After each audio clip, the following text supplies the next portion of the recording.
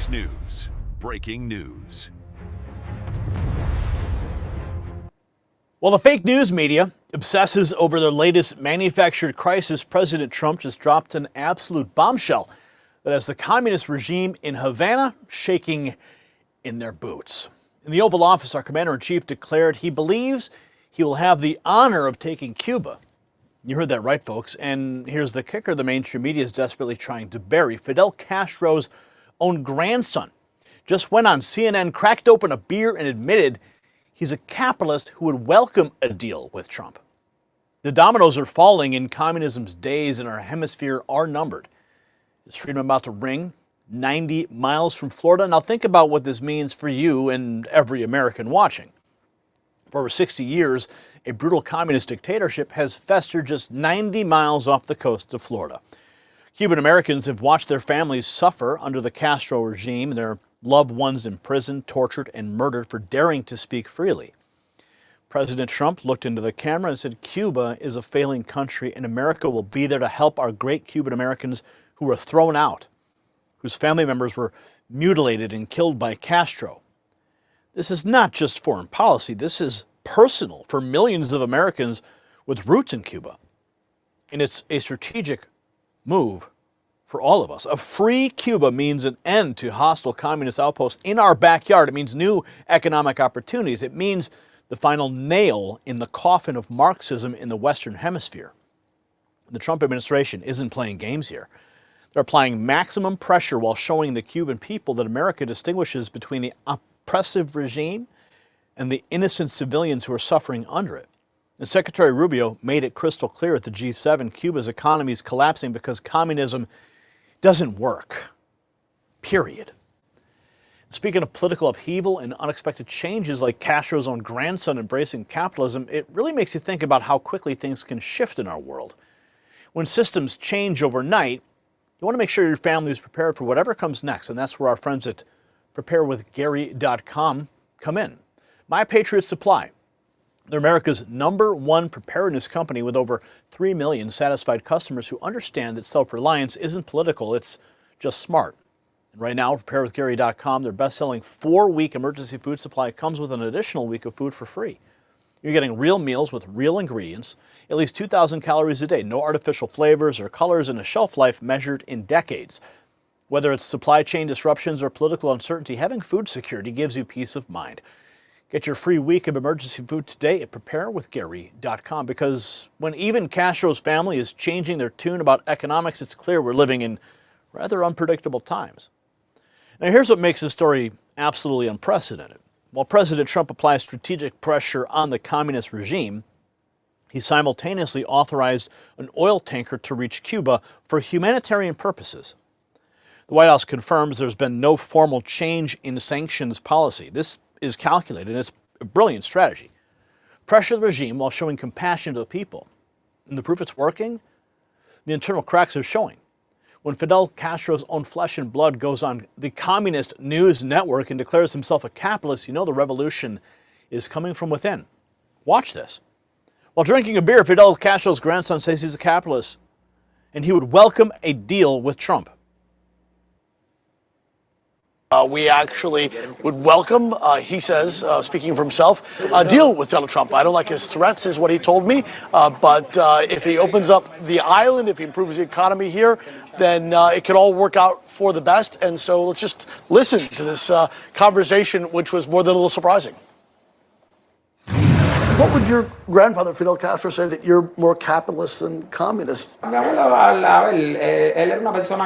My grandfather was a person who had his principles like everyone else, but he also respected others' opinions. That's my way of thinking. But all the capitalists had to leave Cuba. There are many people in Cuba that think in a capitalistic way. There are many people here who want to have capitalism with sovereignty. When we arrived for the interview, the neighborhood Castro lives in is in a blackout, a near constant condition these days with the U.S. oil blockade and power plants breaking down.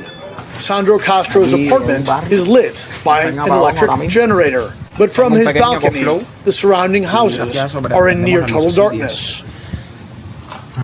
He shows me his one-bedroom bachelor pad, how he lacks paint for the wall, how his fridge is nearly empty, except for the Cuban beer he's always drinking. I point out that the appliance is a foreign brand that most Cubans could never hope to afford.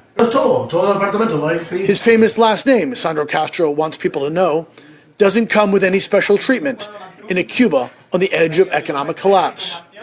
Hay que luchar como decimos todos los cubanos. Even for a Castro, hasta para un Castro es duro. Durísimo, porque sufres con miles de dificultades. Lo mismo un día no puede haber luz, no puede haber agua, no puede llegar una mercancía, es duro. But being a Castro must help you. Mi apellido. My name is my name. I'm proud of my name logically, but I don't see this help you're talking about. I am one more citizen. On CNN of all places, right? After hearing from Castro's grandson about capitalism in Cuba, Trump is making bold prediction about Cuba's future. The question was asked, you mentioned that Cuba will be next. What did you mean by that exactly? Well, here's President Trump, his response on Air Force One. On Friday, you mentioned that Cuba will be next. What did you mean by that exactly? And who will be next? Cuba. Yeah, Cuba's going to be next. Cuba's going to be... In what way? Cuba's a mess. It's a failing country. And they're going to be next. Within a short period of time, it's going to fail. And we will be there to help it out. We'll be there to help our great Cuban Americans out who were thrown out of Cuba. In many cases, their family members were mutilated and killed by Castro. No, Cuba's going to be next, yeah. Cuba is going to be next. Following Trump's determination to address Cuba's plight, he takes up another notch, expressing his readiness to change Cuba's course from the Oval Office. It's happening. Trump dropping the bombshell in the Oval Office. He'll have the honor of taking Cuba. When will the United States do it? I do believe I'll be having the honor of taking Cuba. That'd be good. That's a big honor. Taking Cuba. Taking Cuba in some form, yeah. Taking Cuba. I mean, whether I free it, take it, I think I could do anything I want with it. You want to know the truth? They're a very weakened nation right now. They were for a long time. Very violent leaders. Castro was a very violent leader. His brother's a very violent leader. Extremely violent. That's how they governed. They governed with violence. But a lot of people would like to go back. Okay, one more question.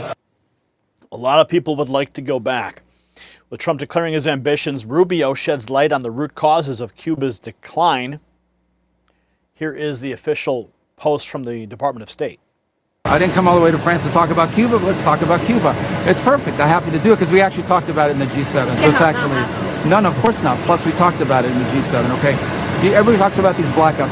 Cuba's been having blackouts all of last year, all the year before. There isn't a naval blockade surrounding Cuba. The reason why Cuba doesn't have oil and fuel is because they want it for free. And people don't give away oil and fuel for free on a regular basis, unless it was the Soviet Union subsidizing them or Maduro subsidizing them. They just don't do it. They may get a shipment here or there now and then someone, but not enough to sustain their country. Okay, so the reason why they're having that's why they don't have fuel. And the reason why they're having blackouts is because they have equipment from the 1950s and 60s that they never maintained or kept up. Okay. But ultimately, the reason why Cuba's a disaster is because their economic system doesn't work. It's a nonsensical system. And the people of Cuba are suffering because of the decisions, because of the unwillingness of the people who govern that country to make the changes that need to be made so they can join the 21st century. It is sad that the only place Cubans can only be successful if they leave the country. That's a very sad thing. Only be successful if they leave the country. Rubio outlining the economic woes. Trump has taken unprecedented steps for humanitarian aid. Here is the press secretary at the White House just less than 24 hours ago.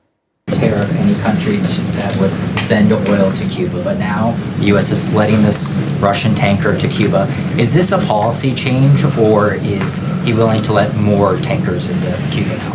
This is not a policy change. There has not been a formal change in sanction policy. As the president said last night, we allowed this ship to reach Cuba in order to provide humanitarian needs to the Cuban people. These decisions are being made on a case-by-case basis. And as the administration has said, Cuba's non-functional economy cannot be fixed unless they undergo dramatic political and leadership change. But there has been no formal change with respect to sanction policy. So you could expect more tankers to go to Cuba? Again, these decisions are being made on a case-by-case basis right now. A case-by-case basis. So let me tell you what this really means and what the establishment media is terrified to admit. President Donald J. Trump is systematically dismantling the last vestiges of communism in our hemisphere. First, he secured our southern border, and now he's turning his attention to Cuba. When Trump says he can free it, take it, and do anything he wants with it, he's sending an unmistakable message to every tin pot dictator who's watching. America's back, and we will no longer tolerate hostile regimes threatening our national security.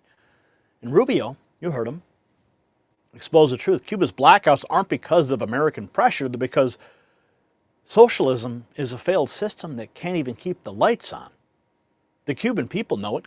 Castro's grandson knows it, and soon the whole world will witness the liberation that President Trump is positioning to deliver.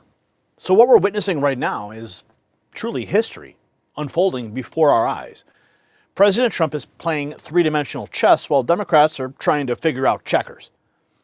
The question isn't if Cuba will be free, it's really just when. And when that day comes, remember who made it happen. Not the establishment politicians who propped up dictators for decades, but Donald J. Trump, the 47th president of the United States, who had the courage to say the words no other president would say.